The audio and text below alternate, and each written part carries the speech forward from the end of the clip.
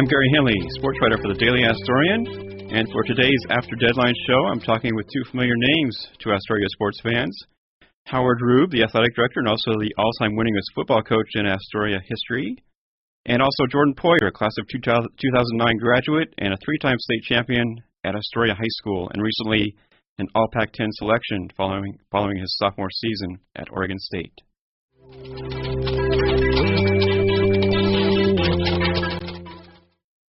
Hi, we're talking with Howard Rube, the athletic director at Astoria High School. Okay, I've always wanted to ask you, Coach, is there ever a time during the school year where you're not busy with sports? During the school year, no. There's a little bit of downtime, right around Christmas, but then we obviously have the Dulcich Memorial Tournament right after that. So there's not a whole lot of downtime, no. And then there can be every once in a while in between seasons if we're eliminated from postseason play, but it's normally pretty busy and active, that is for sure. And as athletic director, you're even during the summer, you've got scheduling and camps and... Yeah, the summer it stays pretty busy, between, and obviously we want to organize our summer weight room hours, so I'm involved in that as well. So there's quite a bit to do at the school throughout the summer and planning camps and then different trainings. The coaches are committed to do a bunch of different trainings to stay qualified. And there's some good new state laws with regard to concussion training, steroid training. And so I really do feel like our staff treats what we do as a profession, and a lot of our summertime is devoted to maintaining our profession. So you arrived in Astoria in 2000, right? Yeah, that's correct. It's been a fun 10 years for you? It's been an unbelievably fast 10-plus years now, my 11th season here, and it's just been a tremendous community to be involved in youth athletics, and I feel very privileged to have been given the opportunity, and I hope I can continue to stay and work with the people in this community. It's been an unbelievable place to work with kids. So Astoria was always kind of a basketball town before. Did you envision state championships in football and baseball when you arrived here? Well, in terms of, I guess I can speak as the head football coach. That was certainly my goal was to help us build a program we could be proud of, that could be competitive enough to possibly win a state championship. And now that I've been our athletic director, now entering my 7th year, my goal is to help make sure all of our programs have an opportunity to be the best they can be, and if that involves winning state titles, then that's what we want to do to help our kids and coaches make that happen. So I guess to best answer your question, the simple answer is yes, and I don't mean that in an arrogant way or in a manner that would suggest, this is going to be an easy thing to do, and this is what we're going to do. But the answer is yes, and certainly that is our goal if it's something that we're capable of doing. How did you feel about this last football season? Oh, fantastic! What a great effort from our student athletes and coaches. The fall season, not only just with our football team, but with all of our fall programs. I just thought we had an outstanding season across the board. Our Oregon Cup standing is currently 5th based on performance, sportsmanship, grade point average. So I think that in itself kind of speaks to the type of success we've had on and off the field this last fall, and extremely proud of our student athletes and coaches. And it's good to see the postseason honors coming in here recently with the All-State. Yeah, absolutely. You always like to see our kids be rewarded for their hard work, and the All-State recognition we had with regard to our kids in football and volleyball in particular, and the job Coach Welsh did in his first year as our cross-country coach. And our soccer kids were well received, especially in the area, and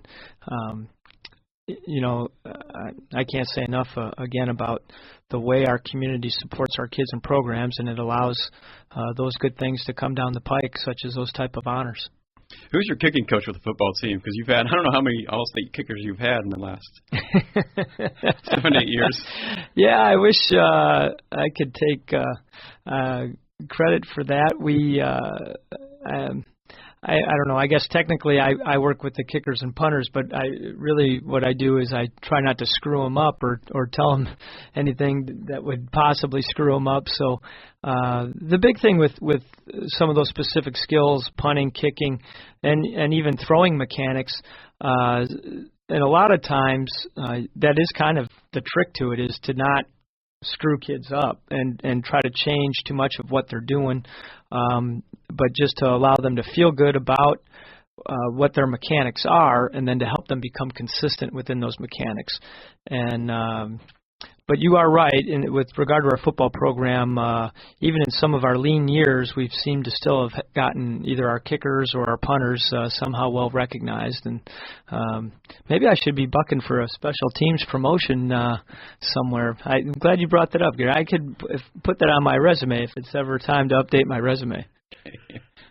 And speaking of the team next year, you seem to be in good shape. You got a good quarterback coming back, and in terms of our football team, we feel real good about where we're at with our returning lettermen. We'll have 19 returning lettermen. We think Connor Harbour has a chance to be, I think, the premier quarterback in Class 4A.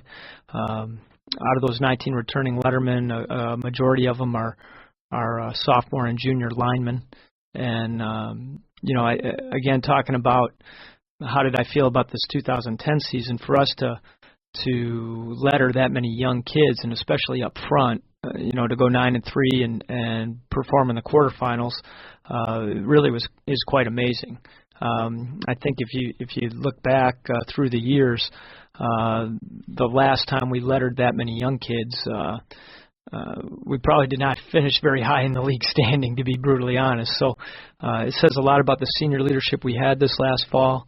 It says a lot about the effort of our kids, and I do think it says a lot about the expectation of the program right now, which is a good thing, is how you want it.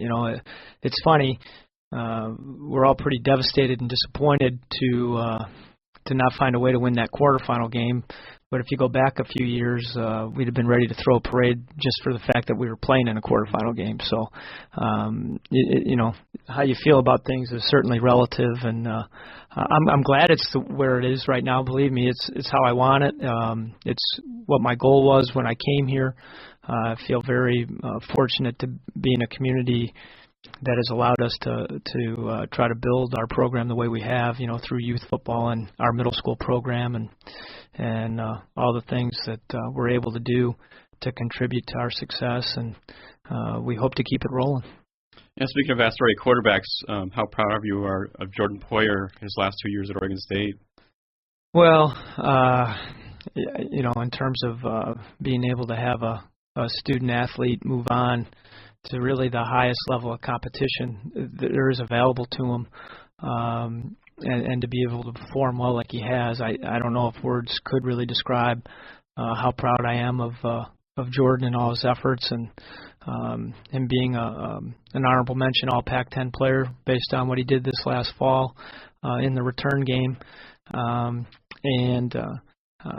I'm anxious and eager. I've had people say to me, "Oh, you must be tired of people asking you about Jordan Poyer or talking about Jordan Poyer." And my sincere response is no, because he's such a great young man, and he's very appreciative of his opportunities, very appreciative of being from Astoria and being from a community where they understand the importance of co-curricular programs for kids and what it can help do for a kid, and for all those reasons, I'm more than happy to talk about Jordan as much as somebody would like to.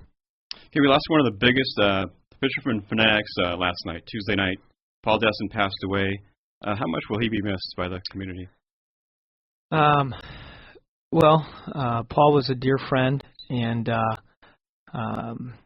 his pride of being an Astorian, having lived here for the last 30 years, and working in our community and for our school district and as a coach, and then all the volunteer efforts he's made since his retirement from teaching 11 years ago. You can't really quantify how a guy like that is going to be missed in your community. The man bled purple and gold. He believed in all the things that we think are right about education and young people and sport, and how it can contribute to a young person's well-being, and how it can contribute to a community, and the fact that he always put his family first, and was a great leader by example. I can't even put in words the loss it is to me personally, and as you worded it, the loss to our community. He kind of spanned generations too. I mean, he was the former baseball coach before I got here, and he was taking stats for you guys, the football team, right up until this last year. Yeah, he had, when I got here 11 years ago, he had just retired from teaching and actually was considering continuing in coaching, similar to how Coach Steinbeck is for us now, how we've utilized Coach Gasser in the past. Guys that are in retirement but are still willing to put in the hours to help coach with our kids. And Mr. Doug Schlesky recently had passed at that same time after just recently retiring from our math department at the high school. And, Paul's perspective after that was, whatever time I have left, I probably need to devote to my family a little bit. And so we were fortunate to keep him. He still did our stats for the 11 football seasons I've been here. He was always very still involved in our swimming program as a kind of a volunteer coach / supporter. Has run our district swim meet for the last 11 years as the meet director. Served on the school's Sports Hall of Fame committee. And so, again, he does span some different generations. I know his passing will certainly affect a lot of different generations of Astorians, and our thoughts and prayers are just going out to his wife Helen and his daughters and his grandchildren, and he was proud to be an Astorian, and a guy we're certainly going to miss, but know that we feel like we're better people because we've had Paul in our life, and we're going to keep his spirit with us. That's for sure. And you got have a new baseball coach, Brian Babbitt. See it fit right in with. Well, we're very excited, very, very excited to have Brian step up as our head baseball coach. In some regards, I think of Coach Babbitt as Astoria High Athletics. He's, our coach in the district that is an alum and has so much pride and real love for working with our kids and the people in this community. He's been such a great youth coach, starting out kind of as a middle school coach and working with kids at that age level, and then working up into the high school age group, and has been such a great assistant at the high school level for over the past 10 years. So it's a perfect fit.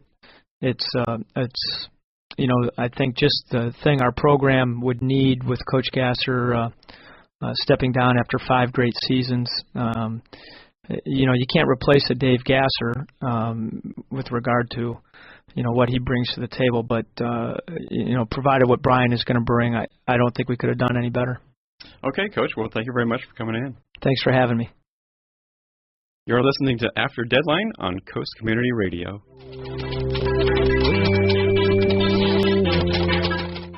And now we have Jordan Poyer in the studio with us. Okay, Jordan, it's nice to be home for a break, but I'm sure you'd rather be preparing for a bowl game this month.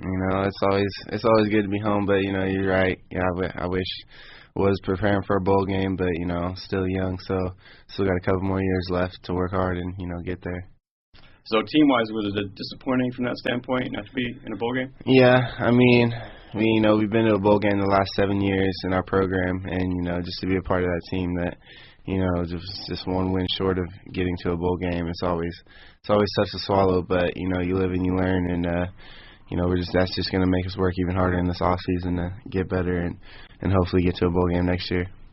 On the other hand, you had one of the toughest schedules in the country, I think. It seemed like every week you were playing a top 5 or top 10 team, was it? Yeah. I mean, that was what we wanted. I mean, we wanted to, show the world what we could do, and we played really well in some of those games, and it's just the consistency part, and carrying over into each game, and even though we played well, we still struggled against teams that we should have won. And so, there's a lot of identity looking at for this off season about our team. And so, we're just, like I said, we're just going to work hard in this off season, in the weight room and on and off the field, just to get better in those little things and get to a bowl game next year. Was the schedule too tough? Did that kind of backfire on school? You could say it was, but I mean, as a player, you like playing those types of games. TCU at Dallas Cowboy Stadium. Playing Boise State at Boise State. You want those kinds of games because if we pulled it off, we're saying we were smart, but we didn't win those games. But I think in the long run, as of next year we're already going to be, we've been in those types of games, and we're not really going to see anything new when we come in, going to Wisconsin or playing those big games at home or whatnot. And so I think in the long run it's going to help us. This was originally supposed to be your redshirt season, right? Yeah, my redshirt freshman season. This was it was supposed to be, but I ended up playing as a freshman. So instead, you make the All Pac-10 team. This year, have you exceeded your expectations or met your goals? Or I didn't coming in. I didn't really have any goals to be an All Pac-10 player. I just wanted to come in and give our team the best opportunity I had to win.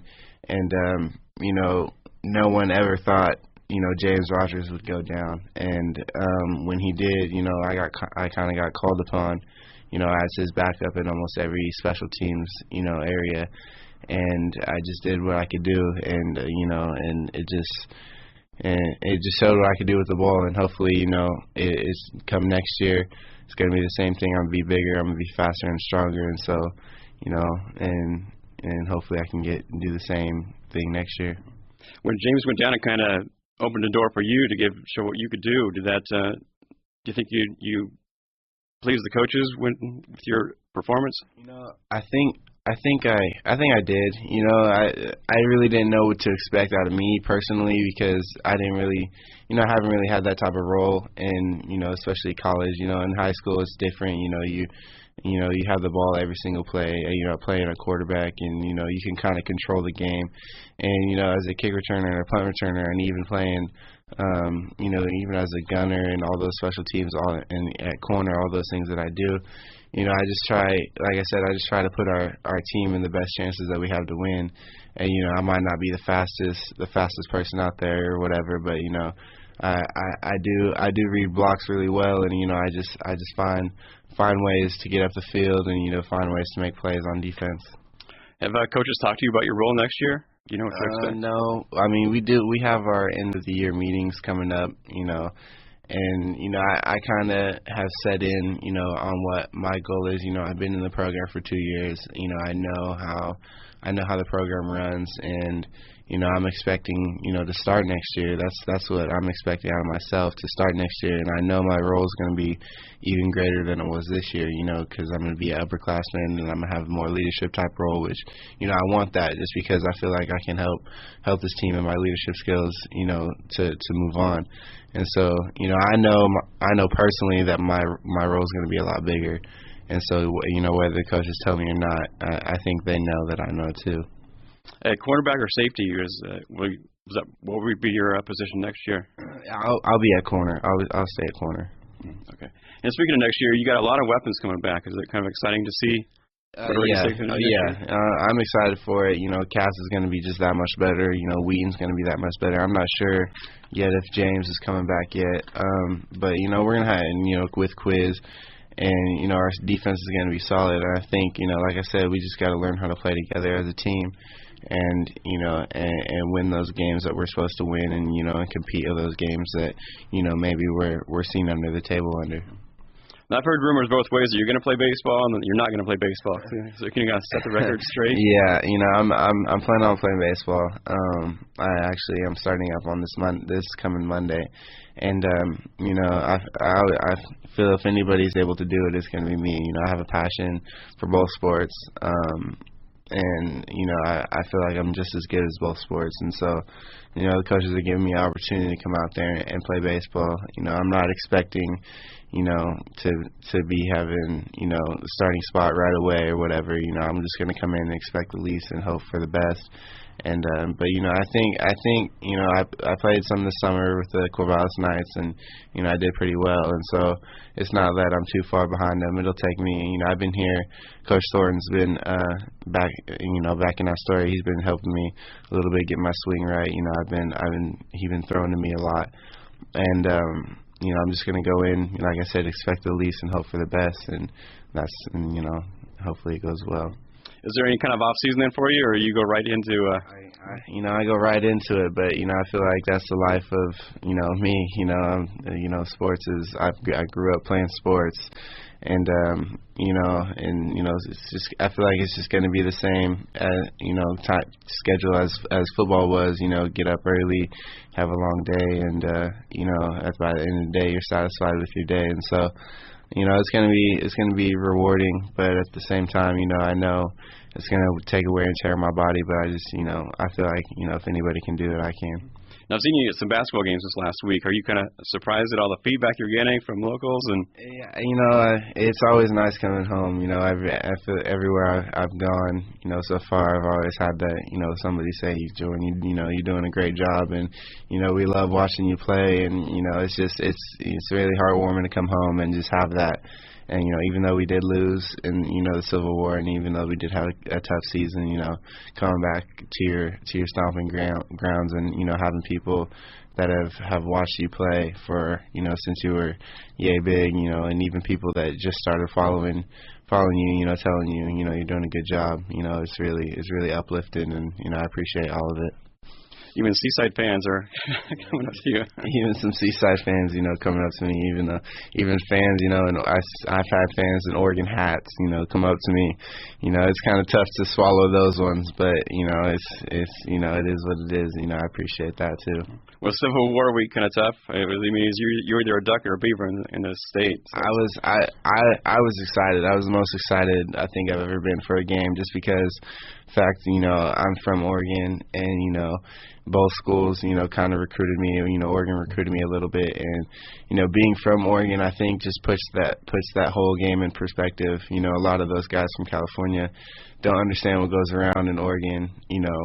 Not on the season, not in the season. Like when you go to the mall or something and you see, just a bunch of people wearing Oregon stuff. It kind of just sits in your heart, and like, man, you're always thinking of that game, and so. Being from Oregon, that game, it would have been nice if we would have won, but, I think, me recovering the fumble and, laying a couple good hits, it was nice. It was nice to do, especially in my home state. Did the Ducks do a lot of talking on the field? Are they a pretty cocky group? Every team does a lot of talking on the field, and you got to expect it, especially when you're coming into the Civil War, just because of the type of game that is, and the high stakes of that game, and so it doesn't really everybody out there in the country they're talking on the field, and so it doesn't really, it's just part of the game, it's just you haven't really fazed me yet. Any feedback from LaMichael James? I think you put a pretty good hit on him. No, that's just one of those things. I'm going to be playing him again next year, and I know he's going to remember a couple of those hits that I put on him, especially there was a little talking after the one I hit on him third down and like 6 or whatever. He had a little swing pass coming out, and I put a pretty good hit on him. But and there was a little bit of talking after that. But I'm gonna play him for the next couple of years. I'm looking forward to playing him in the next couple of years because he's in the same class as me. So is Darren Thomas, and it's just gonna be a good challenging experience for me. I know you had the Player of the Year too on the Beavers All Access show. You've seen that? the interception for touchdown. Yeah, I saw that, and that's kind of a cool deal that I got that top play of the year. But like I said, it still sucks. We not going to a bowl game. Whatever you can say all that, but at the end of the day, we're still not going to a bowl game, and we're still not practicing right now, and so it's kind of tough. When's the next football function? Their meeting? Well, we have a meeting actually this Sunday night at 9. It's just everybody's supposed to be back. We're just, see the team of 2011. See all the new guys coming in, and but after that, we probably won't see each other probably for another 2 months. Until spring ball or whatever. And so, yeah, it's gonna be nice seeing the guys again. Back in Corvallis, I haven't seen them all in about a month or so, and so it'll be kind of nice. Do you know of any good recruits that they've picked up? I know they got another kicker coming in. I know they got another corner coming in. I don't know how great they are, whatever star or whatever, but I really don't even look at the stars. Somebody could be a 5-star, come into school and do poorly, and so we're just gonna see how they play on the field and how they play under pressure, and so that's the main point. Exciting to see Max get a shot next year. I'm really excited to see Max get a shot next year. He's been working hard. He's been working really hard this off season. Even in the season, he works really hard. Always staying after practice, and I'm hoping that he can pull it off and get that starting job at the kicker position. Any predictions for a national championship game? I respect both teams, Oregon and Auburn.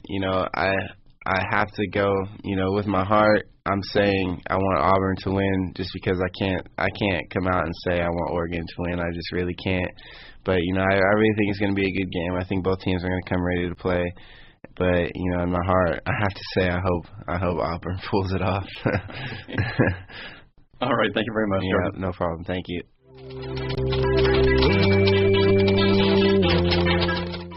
And from the Daily Astorian and Coast Community Radio, this is Gary Henley, sports writer for the Daily Astorian, and we'll see you next week on After Deadline.